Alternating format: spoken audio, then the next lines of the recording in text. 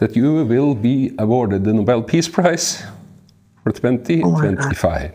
শান্তিতে নোবেল জিতেছেন ভেনেজুয়েলার বিরোধী নেত্রী মারিয়া করিনা মাচাদো।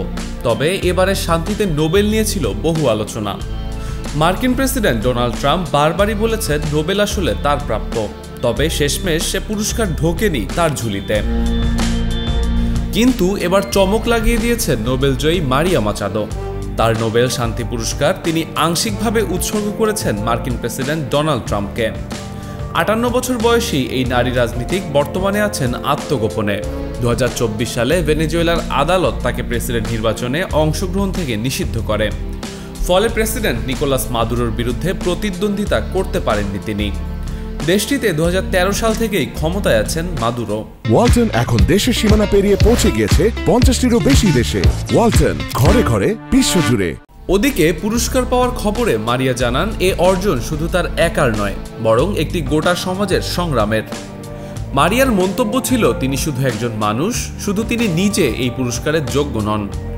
পরে ট্রাম্পের প্রশংসা করে এক্সে এক পোস্টে মারিয়া লেখেন এই পুরস্কার তিনি উৎসর্গ করেছেন ভেনেজুয়েলার দুর্ভোগে থাকা মানুষদের এবং প্রেসিডেন্ট ট্রাম্পকে। কারণ হিসাবে দেশটিতে চলা আন্দোলনের প্রতি ট্রাম্পের দৃঢ় সমর্থনের কথাই বলেন তিনি। ট্রাম্প দীর্ঘদিন ধরেই মাদুরোর কঠোর সমালোচক। যুক্তরাষ্ট্র মাদুরোর সরকারের বৈধতাও স্বীকার করে না।